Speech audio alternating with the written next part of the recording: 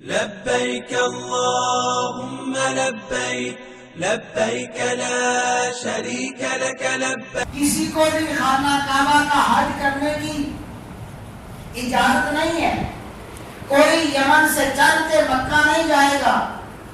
بلکہ جس نے بھی حج کرنا ہو وہ آئے میرے اس گھر کا آ کے حج کرے. جس نے طواف کرنا ہو اس گھر کا آ کے طواف کرے. جس نے زیارت کرنی ہو اس میرے تعمیر کیے ہوئے گھر کی آ کے زیارت کرے. تو اس ابراہ نے بڑا عالیشان معبد بنایا، خوبصورت گرجا تعمیر کیا، اور یمن میں اور یمن کے آس پاس پورے تمام شہروں میں، ملکوں میں اس نے آوازیں لگانا شروع کی، لوگوں کو دعوت دینا شروع کی کہ لوگوں تم جو اس صحرا میں بیابان میں جاتے ہو، سنگلاخ وادیوں کو طے کرتے ہو، اتنی مشقت کا سفر کر کے مکہ میں جاتے ہو، جا کے اس گھر کا دیدار کرتے ہو، یہ دیکھو میرا گھر کتنا عالیشان بنایا ہے، کتنا خوبصورت بنایا ہے، لہذا آؤ اس گھر کا آ کے دیدار کرو، آؤ اس کے آ کے چکر لگاؤ، اس کا آ کے حج کرو، اس کی آ کے زیارت کرو. تو اس ابراہ نے بیت اللہ کے مقابلہ میں مصنوعی بیت اللہ بنایا. اس خانہ کعبہ کی عمارت کے مقابلہ میں اس نے جعلی عمارت بنائی اور روئے زمین کے لوگوں کو دعوت دی، اور اس نے کہا کہ جیسے بیت اللہ میں جاتے ہو آؤ اسی گھر کا آ کے طواف کرو، اسی گھر کا آ کے حج کرو. تو اس ابراہ نے اس ذہنیت کو سامنے رکھتے ہوئے کہ قریش کے تجارتی قافلے محفوظ، ہمارے تجارتی قافلے غیر محفوظ، قریش کی پوری دنیا میں عزت اور تکریم اس خانہ کعبہ کی وجہ سے، تو یہ مقام اور مرتبہ اور یہ سعادت اور یہ فضیلت ہمیں ملنی چاہیے. جب اس نے مصنوعی خانہ کعبہ بنایا، مصنوعی عمارت بنائی، تو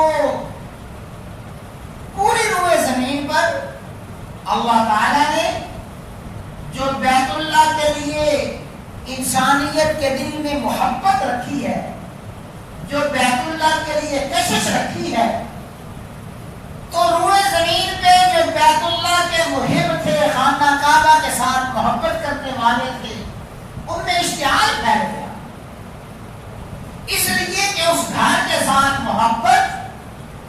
اس گھر کے ساتھ عقیدت اللہ تعالیٰ نے انسانیت کی فطرت میں رکھی ہے. کوئی گیا گزرا مسلمان ہو، جتنا مرضی گناہگار ہو، اس کی اپنی زندگی جیسی مرضی ہو، لیکن اللہ تعالیٰ نے اس کے دل میں بھی بیت اللہ کی عزت، بیت اللہ کا احترام رکھا ہے.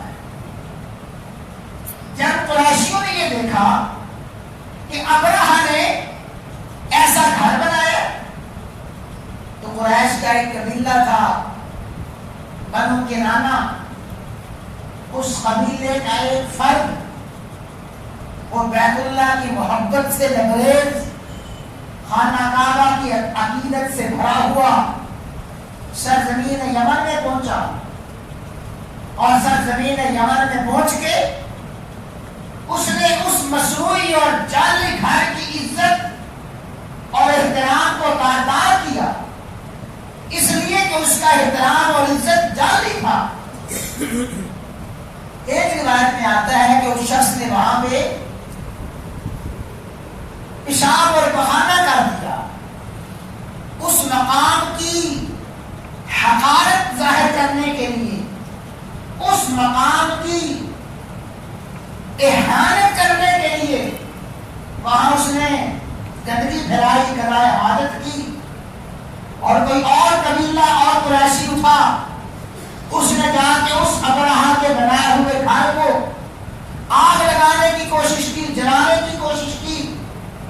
جب اس طرح کے 2-4 واقعات ہوئے، ابراہ نے دیکھا کہ قریش تو میرے اس گھر کی عزت اور تکریم ماننے کے لیے،